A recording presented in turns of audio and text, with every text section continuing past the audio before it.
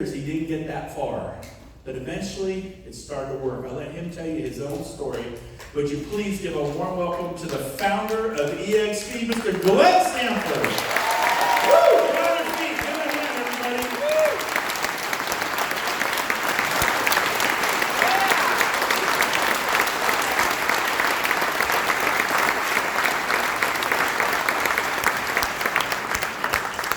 I kind of think my job's done.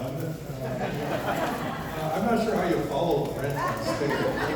From here it's just down, But I'm motivated now. I'm fired up. But Brent asked me to talk a little bit about my history and what led up to launching eXp and sort of some of the challenges that we've been that we tried to solve, and we've solved quite a few over the years.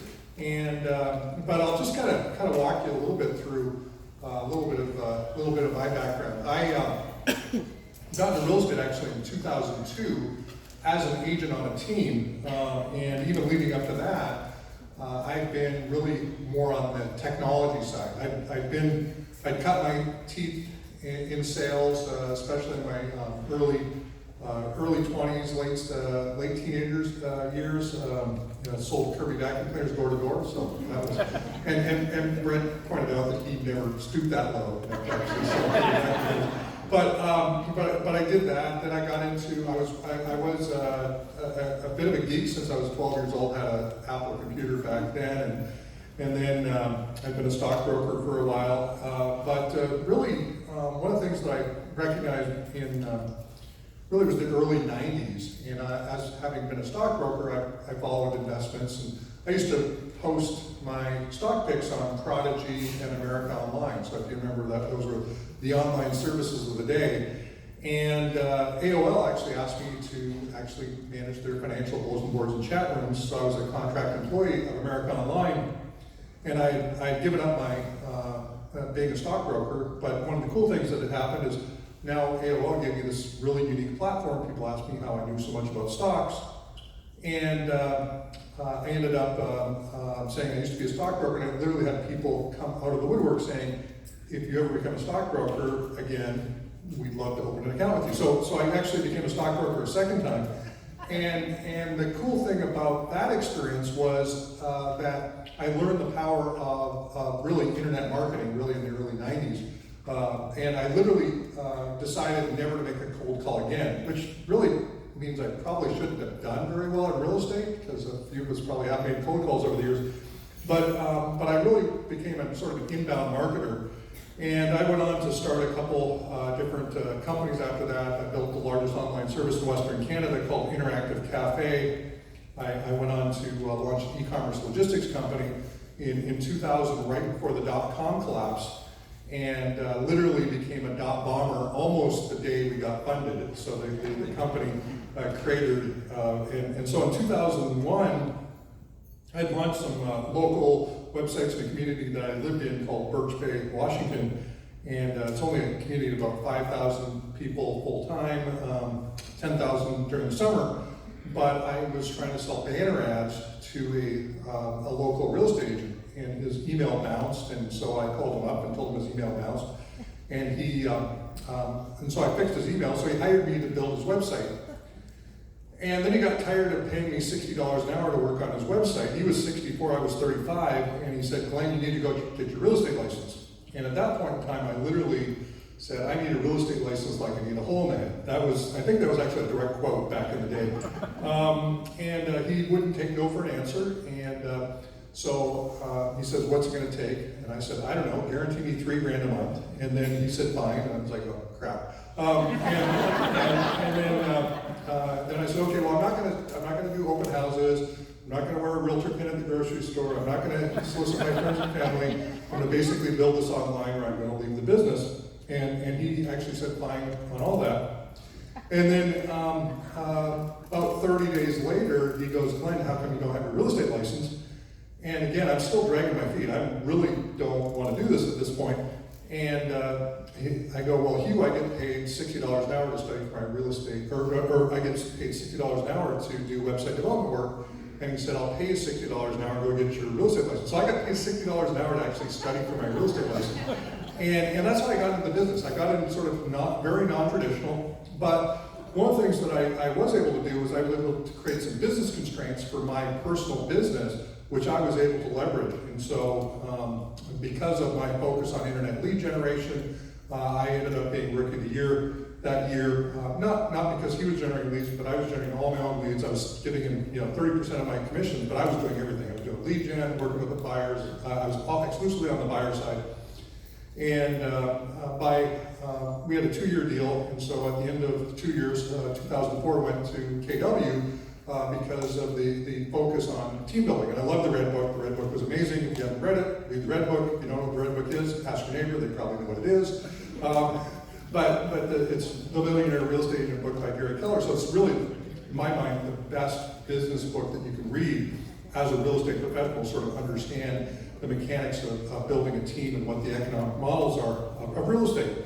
And so I ended up building a team, but I actually didn't build just one team. I actually, glutton for punishment, which I've been pretty much all my life, I actually launched 5 teams almost simultaneously when I started my first team. So I ended up getting up to 6 teams, and as a result, by my 4th full year in the business, I was in the top 50 nationally with Keller, doing expansion long before there was even the concept of expansion in the Keller system. So I was literally had teams all over the country in 2006. Loved Keller, and I thought it was an awesome model. And unfortunately, some of you know the profit share system.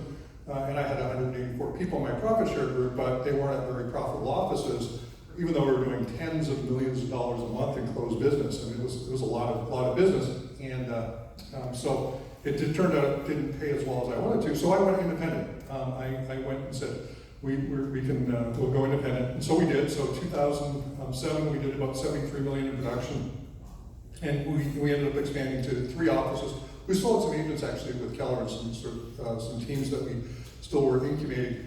And then 2008, we were on track to do about 100 million, and then the housing market crashed. And so I learned really quickly the expenses relative to actually running a brokerage in a down market, which is that you don't make any money, you lose money. And I was feeding the business to about 50,000 a month just to keep the doors open.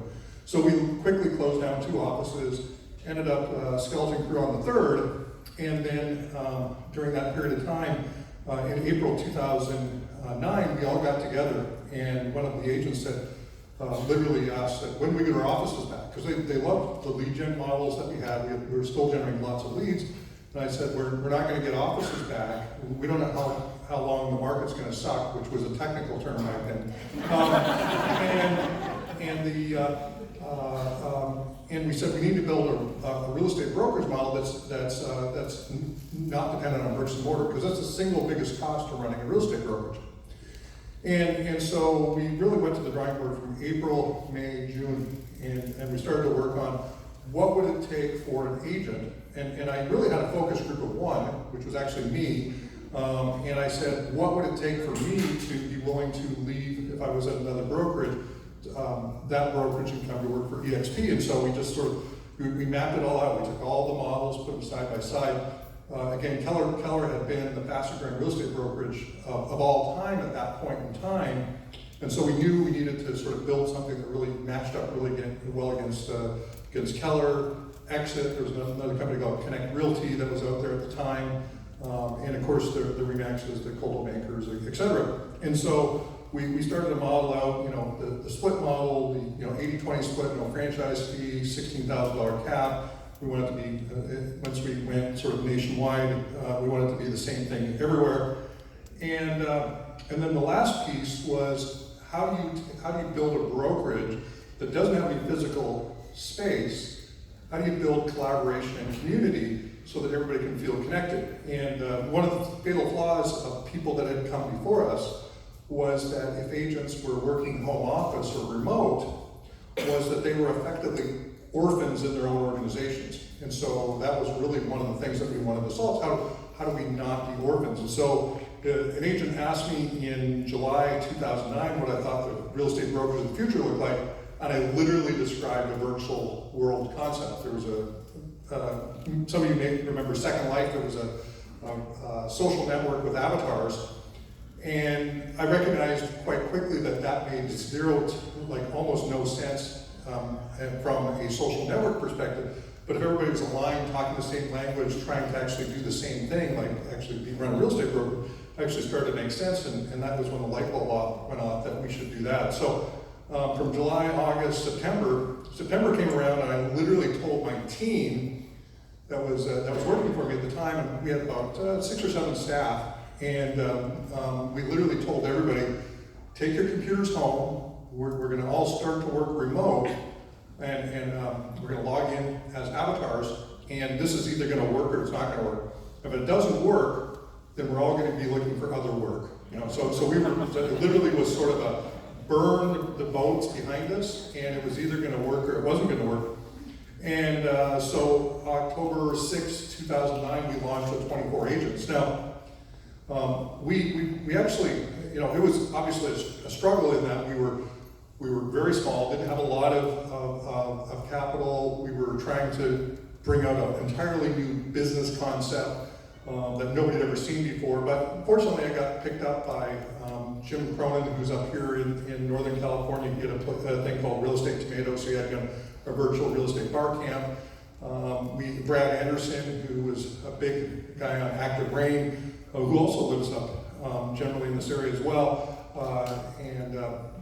He ended up doing something on Active Rain, so it created a little momentum, but we grew about 5% a month, literally, which, by the way, when you start with 24 agents, 5% a month at the end of a year is only like 46 agents. So we're not talking huge growth here, but 5% a month, it took us from 46 to 78 to whatever. And so we get into 2012, and we literally said, this really isn't growing fast enough for us to be truly relevant.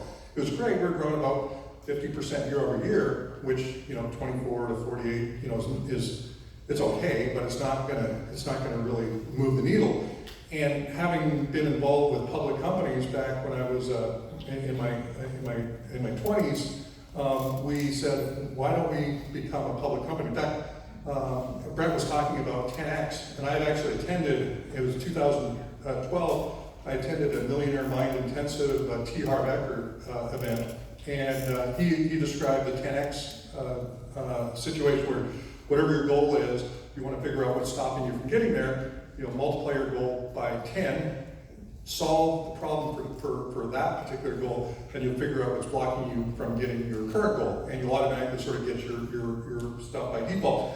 And so when I was thinking, how do I 10X this? I realized that one of the things that had been missing for me when I was at Prudential and then Keller was I wasn't being offered any equity ownership really in either at the local level or more importantly at sort of the mothership level.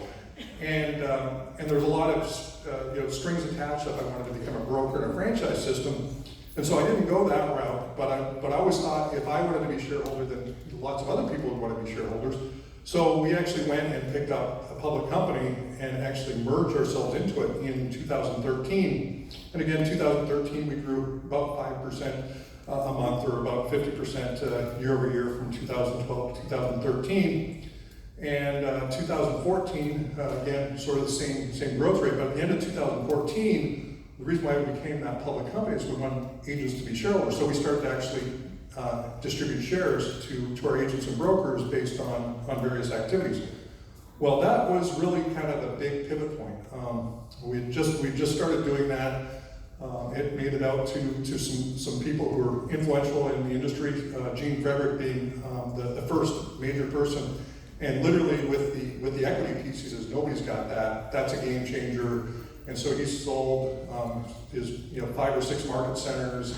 He was a regional owner, actually in Northern California. And he sold his regional interest and came over.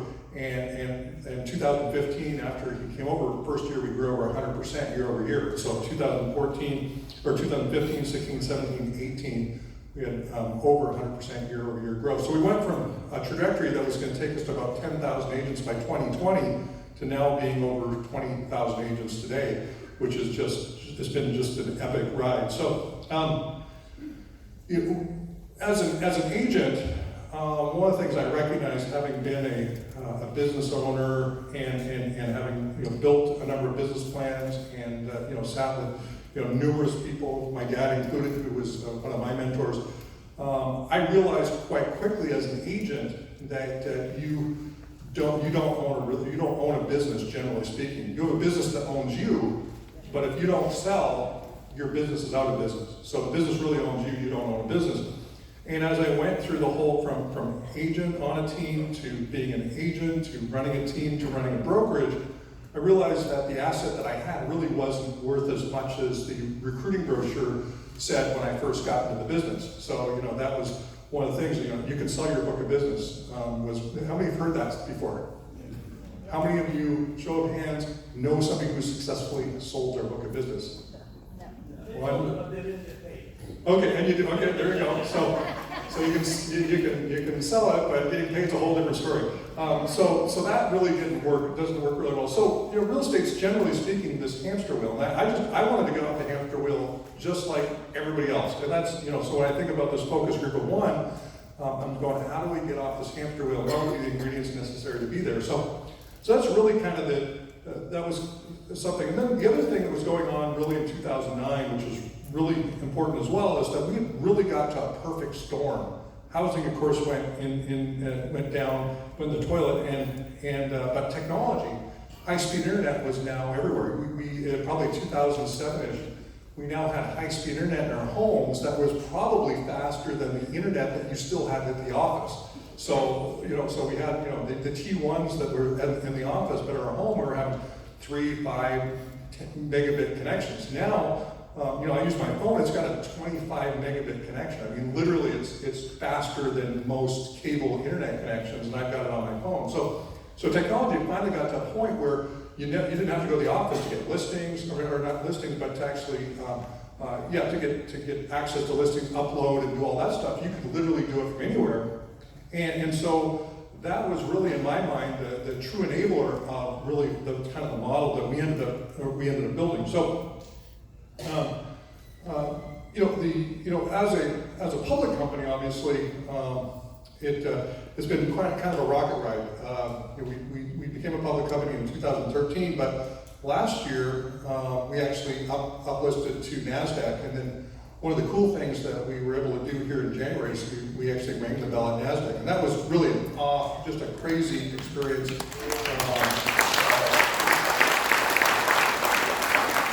And if you get a chance to watch the video, there's a video where before we rang the bell. It's kind of a fun video, so there's a nice little phrase at the end there. So if you haven't seen it, watch it. You'll get a little chuckle there at the end, because I literally said that that went live on the NASDAQ live stream. And when you listen to it, you'll get a kick out of it. So I'm going to just leave that there. But one of the interesting things is that as a cloud-based real estate brokerage, we're really obviously super agent-centric, and we're great for on the staff side as well. And this last 2 years in a row, we actually were ranked one of the top 50 small to mid-sized companies to work for, and which is kind of crazy because we have no physical space. So we have no offices to go to. So we're I always say to people, if you want to create a better experience for your employees, get rid of your offices. And so of course that will save them all the commute time and everything else. But it's kind of cool. And then I was named top 50 CEO. So for the last 2 years in a row as well on Glassdoor. So these are agents, brokers, and staff.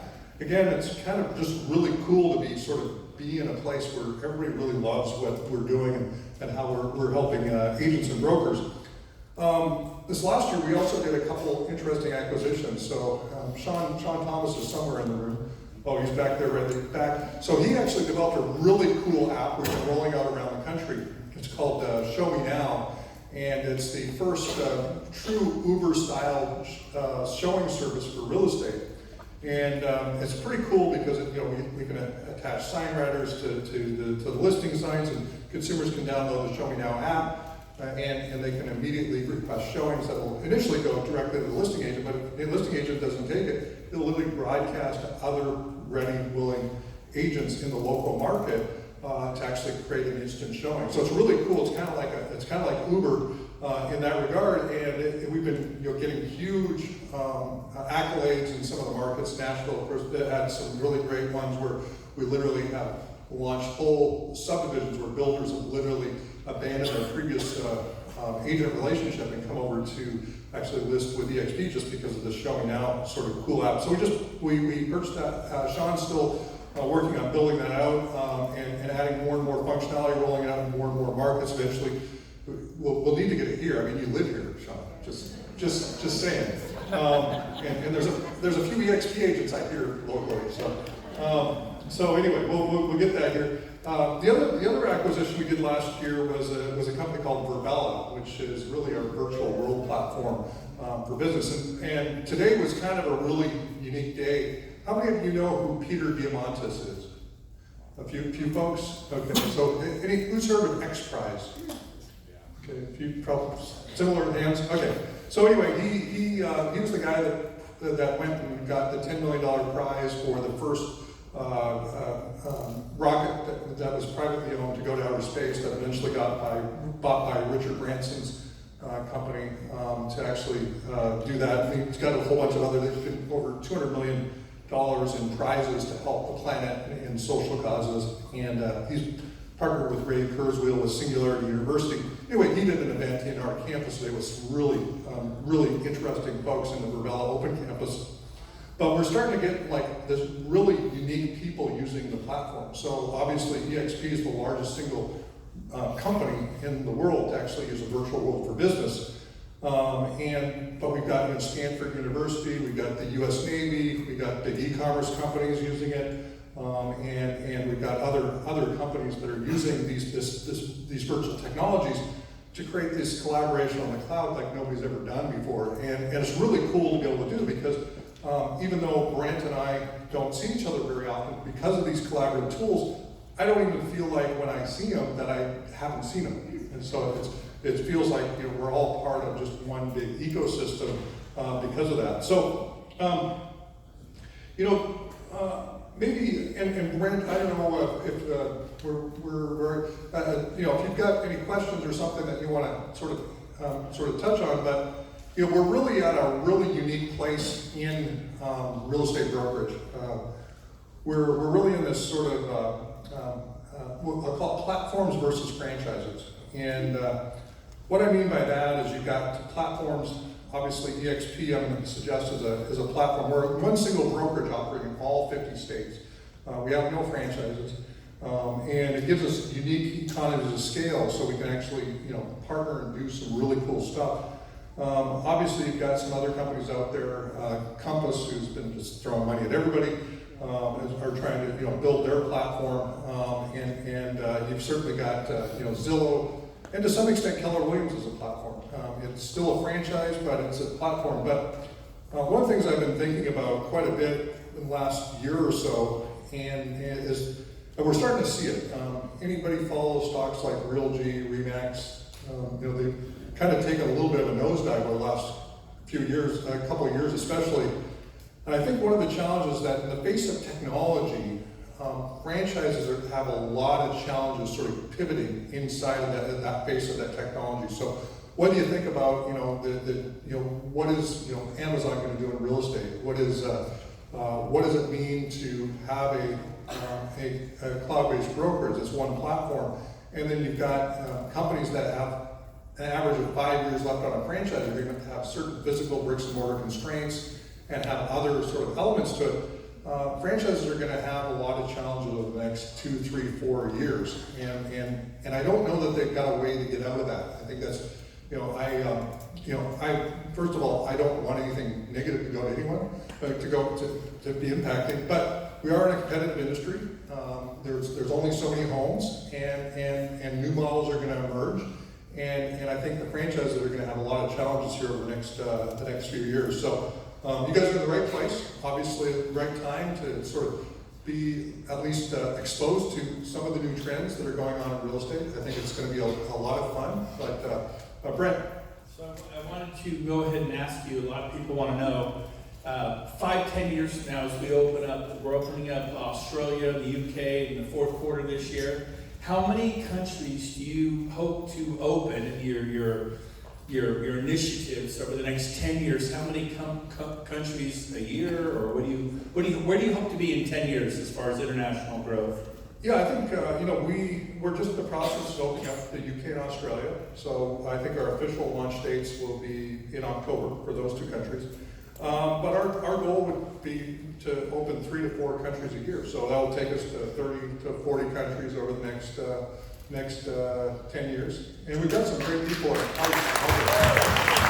What's the big deal? There's 208 countries worldwide, best estimates, but the agent broker population at 25 million. And I'm ready for 1 million eXp agents around the world. So again, you guys are at 20, yeah, give them a hand. You guys,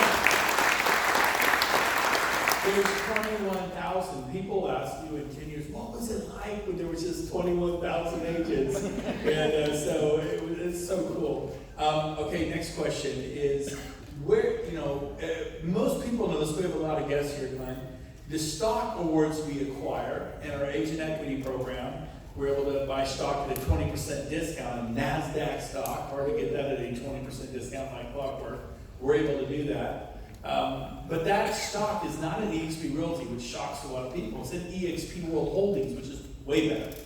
One of their holdings is the goose that laid the golden egg, eXp Realty. But can you talk to everyone 5-10 years from now, what other ancillary companies you see that eXp other holdings they'll have, and as those companies prosper, the parent company prospers, and that's what your stock's in. Can you share that vision a little bit? Well, I guess I have to start that off with, all this is forward-looking statements and can't be held against me.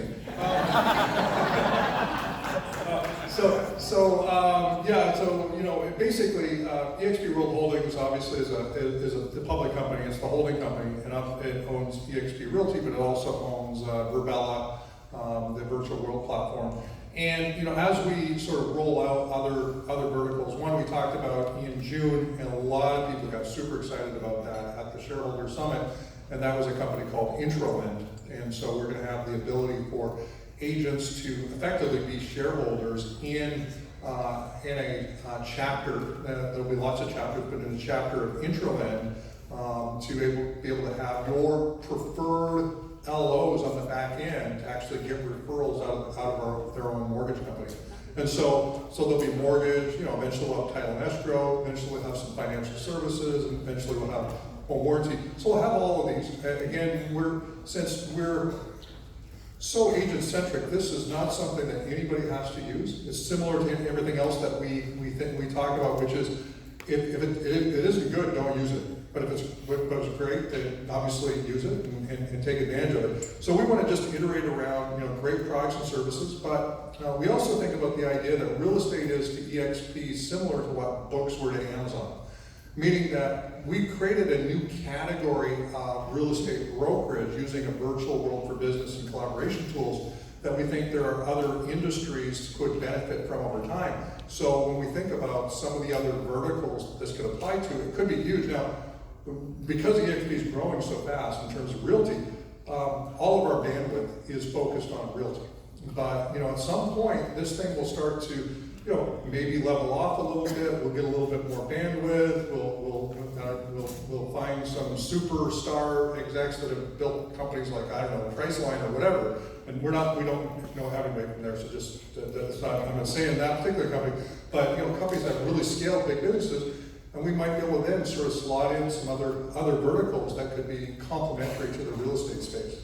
Is it true that we're going to buy Google? Just kidding.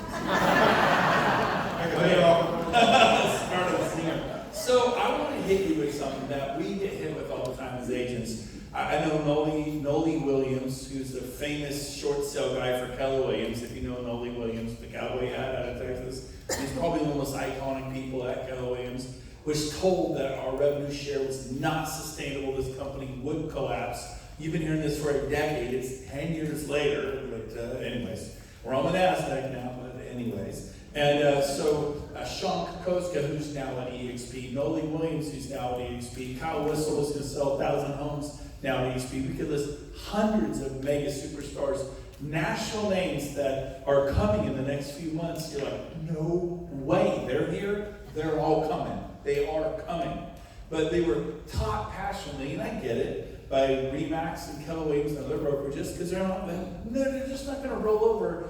The Lakers are not going to say, let's face it, the Golden State Warriors are a far superior ball club. The Clippers are not going to go, you know what, the Lakers are way better than we are. The Oakland A's are not going to say the Giants. They each have their, do you all get this? Don't be surprised when they're trying to do their best as to why you should not leave Coldwell Banker for Remax. That's when I left Remax and went to Keller Williams, they did their best to convince me that Keller Williams would destroy my career. Did that happen? No, but I was leaving the Remax kingdom as one of their big stars. So there's a lot of misinformation with eXp. One of them is rev share is not sustainable. Would you address that head on as to why it is sustainable and why we can expect to be here in 10 more years and in 20 years? Yeah, there's a couple of different things. One, a lot of times people will pull up our financial statements. We obviously, as a public company, we have our financials are publicly disclosed. And we've grown a lot over the last, even last year we grew, 7,000, 8,000 agents. So a really pretty significant number. And yet we, had losses that showed up on our financial statements. And most of that was all attributed to distributing equity to our agents and brokers. So one of my big things that in Passions has been to actually want agents to be shoulder-to-shoulder shareholders with me as a founder CEO. And so every time we do distribution of stock, it actually counts as an expense against the company when you actually sort of put the books up. So on the flip side, we've been cash flow positive literally since inception. I think once we got past about 300 agents or so, we've generally been cash flow positive, which has been great. But at the same time, rev share has been one of those ones that, if you look at the numbers, it can get a little bit scary to think about what's the amount that we're going to pay out. Now, one of the things, we've been right around about a 50% payout of our company dollar. So 20% of our so on the 20%, we pay out about 10%. Actually got a little bit above that. Last year it actually got a fair bit above it, but we actually started to administrate the rev share program as it was originally designed. And so that brought it back a bit, but we've actually made a commitment to always pay out 50% of the company dollar in the form of rev share. So I want you to sort of understand that 50% of the company dollar will be paid out in the form of revenue share. At the same time, we as a company are actually retaining 50% of company dollars, so we can pay the bills and make investments and those type of things. So we actually made some changes. We actually started in February, did a slight little tweak to the model. And that was with the help of folks like Brent and others to help us just tweak it a little bit, make sure that agents that were just starting on their attraction efforts didn't feel any pushback on the model. So if they got their 5th person or they've got their 10th person, but some of them fallen out of production, they're still getting paid into the rev share model the first 3 levels fairly quickly. The flip side is those who are big on attraction, they have to focus on keeping their agents that they brought in personally into production. So it actually aligns our agents, attractors, with actually producing agents. And so in order to get sort of paid a little bit deeper, you've got to actually have productive agents to actually get there. The last piece, and this is really, we started in July and August, is literally some micro adjustments every month, up or down, to basically just lock in 50% company dollar rev share payout. So from here on out, we call it a sustainable rev share program, but it's partially to take away some of the stigma around what goes on. Now in February we would have actually had to increase the amount of payout than we normally would have. In July and August it's a little bit less, but it's just going to fluctuate somewhere around that 50%, and that's sort of the model going forward. That's awesome. That's awesome. Give him a hand. So we're going to open it up for Q&A from the audience in just a minute, but I would like to know who's in the room. I always like to do this. If you drove more than an hour to be here, stand up. We just want to recommend you for driving. That's awesome. Over an hour. If you traveled over 2 hours, stay standing. Over 2 hours. Over 2 hours. How about 3 hours? 3 hours? Over 3 hours? 4 hours. 4 hours. Where did you come from? Los Angeles.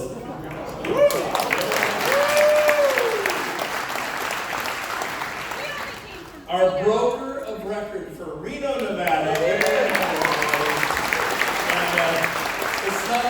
drive slow. There was an accident on 80. That big rig caught on fire. Actually, we're driving. Yes, yes. We heard you running off the road. Okay. Is there, I miss anybody else? Oh, you flew in? Oh, Mike did. Mike, you flew in from Southern California. Mike Bjorkman, everybody, give him a hand. The other thing we're going to do real quick, if you've sold over 100 homes in your career, stand up. Over 100 homes in your career, stand up, look around the room. That is pretty awesome. Me too, around 100 homes.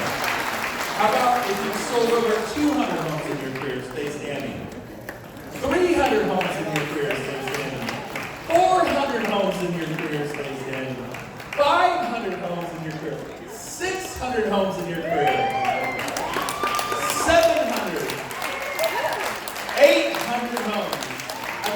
1,000 homes. 1,000 homes in your career. All right, you guys up here. We want to know who you are. Come up here. We're going to, real quick, we'll start here. Come up here on this side. We want to know your name and where you're from and how many homes you've sold in your career. Luigi Caprio, approximately 2,000 homes. Of course, it took 30 years, but. Say hi. Tom Daves, 7,000 homes, $1 billion in real estate.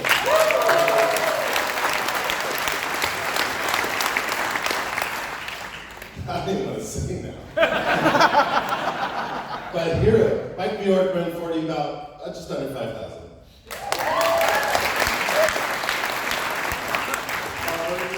Auburn, about 2,100. 40 years.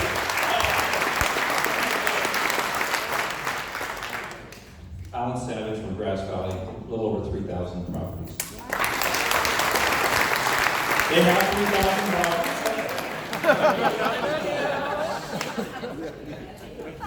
Leslie Henderson from Reno, Nevada, and we're somewhere around 2,000.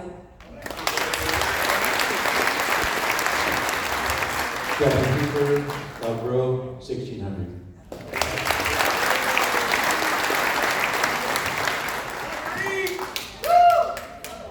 Marguerite Crispello, 3,500 and counting. And I started out as a Luigi Caprio's assistant. Wow. And bringing over 4,000 homes sold. So this is, I want to get on this stage with these guys. So here's the deal. Every single one of these people are going to be in Las Vegas. And we want to have breakfast with you, lunch, we want to hang out by the pool, we want to go golfing, hot air ballooning. Are you going to be in Las Vegas? When's that? 20? Yeah. I think I'm there. I know you're there. So I begged you to be there. And so it's going to be amazing. And so you need to be in Las Vegas. Give these guys a hand. Good job, you guys. Now, real quick, and then we're going to have time for a couple questions only from the audience. But if you've sponsored 5 or more, if we'll have this, if you sponsored 1 or more agents, stand up. 1 or more agents, you've enrolled in eXp. 1 or more, stand up. 1 or more, stand up. All right, give me a hand, everybody. That means they've got stock. Stay standing, stay standing. Now, if you sponsored 5 or more, stay standing. 5 or more, 5 or more. All right. 10 or more, stay standing. 10 or more. I technically have to sit down. I've only sponsored 6. All right. 15 or more, stay standing. 15 or more.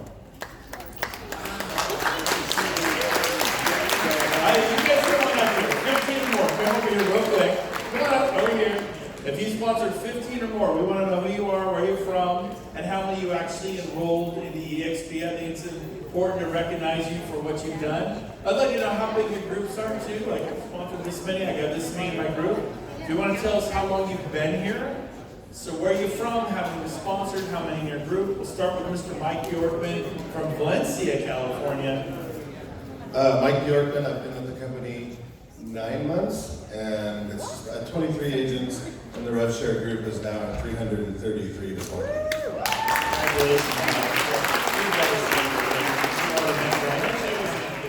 About what you noticed, we started with selling homes. We were all about selling homes. We just also build companies while we're doing it. So Don Yocum, I've been in the company, well, officially 9 months, but been working at it for a year. Tom Davis, and I have sponsored 35 people and got 150. Give my hand.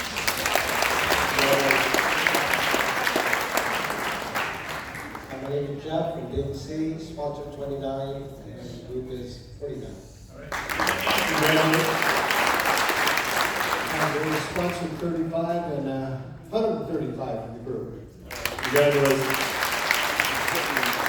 Alan Savage, promoted 20 people in eXp, and we are about 35 people right now. Congratulations. Well, I joined a week after Brent did, so I've been 2 years, 9 months. I have 31 personally sponsored, 207.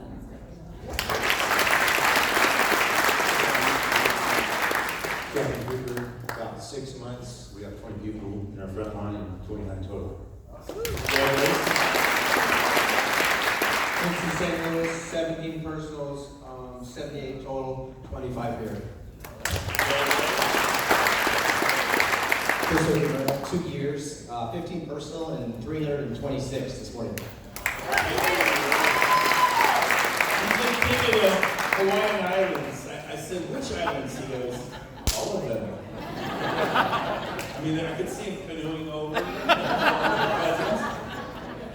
Tess Sanford, a year and a half. Super slow, about 72 people. All right.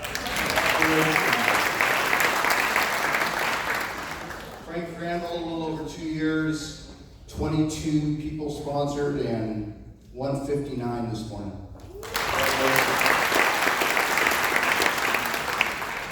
Stephen Kelly McCarthy, Yuba City. We've been 20 months, we think, 16 on our front line, and 34, 33. Well done. So we're going to wrap up today with a couple questions from the audience. We're actually at time, but we're going to take time for a couple questions. So if you have a question for Glenn you'd like to ask, raise your hand, and here we go. Go back here. So Glenn, you posted a video, I think, last week on Workplace, and you mentioned that rev share is personally important to you. Can you explain that? Yeah, well, basically that's how I get paid myself, is through the rev share system, so. It better work, that's how I get paid. Go ahead, Brian. Brian Souza, Columbus, California. Touch on the vision for the language as we expand internationally. Right now we have English speaking, right? UK and Australia, but the vision over the next decade is probably to go to countries that no habla inglés. So we actually have in eXp for those in the Latino community. We have eXp Latino. We've been working on working on going south of the border. So that's probably coming up in early next year. We're still looking for the right leadership group there. As we continue to grow, one of the cool things about Workplace by Facebook, which is pretty interesting, is you can actually have it do real-time translation. So if somebody posts something or what have you, it actually be translated to English, which is really good for me because I skipped French classes and Spanish classes when I was younger, so I pretty much only speak one language. But so this will really help, and I do have Google Translate, so that helps. We'll definitely be going into other countries. We're in Quebec now. Everything going to be translated into French, and so we've got a number of French-speaking realtors there in Quebec. Hey, Glenn, Scott Brown from San Francisco Bay over here, Vallejo. You're going to ask me about cryptocurrency, right? Good to see you. Yeah, Bitcoin, all that. Thanks for all the tips on that. And hey, two questions. My first is I've been moderating with Nicole Thalji out in Texas, the commercial and investing mastermind every week, and kind of wondering when are we going to be really launching the commercial branch or division for eXp, and then also the second, how long are you going to be around? Can I take out to lunch tomorrow? So I'm actually, Brent's already got me on a breakfast appointment, then I'm heading straight to the airport. So, and he's got me going until 11 o'clock tonight. Yes. Okay. So Brent is a machine. What was your question? Commercial. When's What's commercial gonna Oh, want? commercial. Yeah, we've been, looking for really the right leadership there. Commercial for me is like French, so I'm not really, I really understand residential well, and we need to find the right leadership for the commercial to really lead it properly.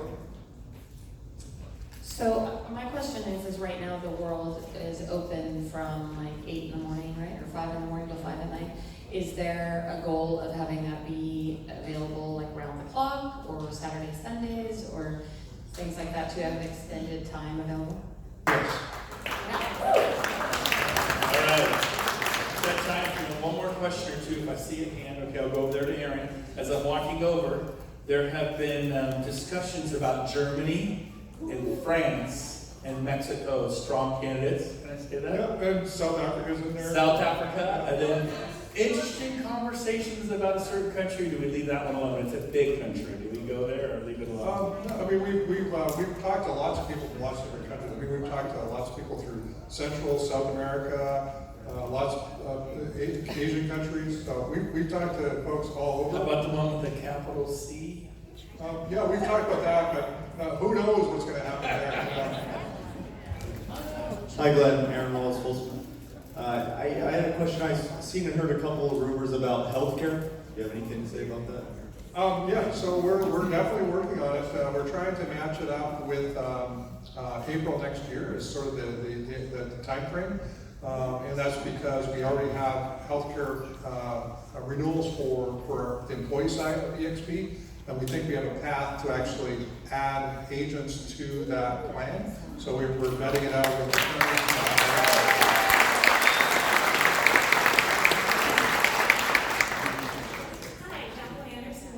Real estate. I'm actually a guest of my Congress. I'm wondering if Red Door is at all on your mind.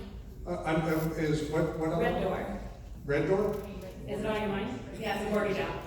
I just heard of it just now. It's not on my mind. Check it It's not on my out. mind. So there you go, Red Door. I'm just hearing about it now. Me and Glenn, we're clueless. I turned off my news feed. I don't know anything anymore. Anybody else? Final question before we wrap it up tonight? Okay, so very important thing. I've got to get to this, so I'm going to keep going. But the Red Rock, this is where you go. We booked 1,100 rooms, sold out. The rooms shot up from 129 on a room block to probably almost 200 tonight, and the second night is 400 tonight. $600 for 2 nights. Bring a buddy, 300 each. It's not the end of the world, you guys. You're still funny. Come, get it. Get your ride. I don't know. Get there. This is a big deal. Once a year, do not wait a year. I'll say this.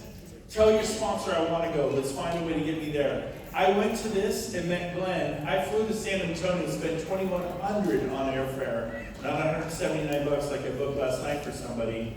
And I came back and enrolled 40 people.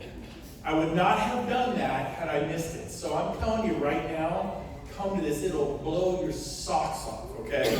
So if you need to, I can't make it the 20th. There's a welcome party that night at 7. So if you missed that, it actually does start on the 21st at 2:30 in the afternoon. So you can slide in at noon or 1, Uber to the Red Rock. It's 15 miles from the airport. And then it's over at 6:30 that evening. You can do that. Next thing I'll let you know is tomorrow, we have a special event happening. Next slide. Who's that handsome man but Mike Bjorkman? And Mike, he was ashamed after he followed Tom Dave's 7,000 sales and $1 billion. He's like, well, crap, now I'm depressed. He only sold 5,000, you guys. Started real estate when he was 18, literally 18. Your second year at 19, how many homes did you sell? How many? How's that even possible?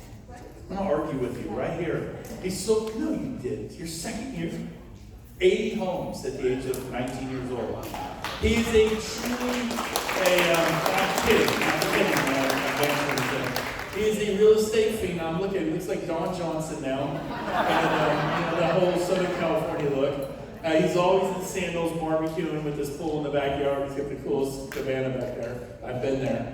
But Mike is going to be here. It's tomorrow morning at 10 a.m. at Tom Dave's office, 10 to noon. It's a free event. We're expecting about 100 people to show up for that. The subject is how to double your business in the next 30 days. That sound good, anyone?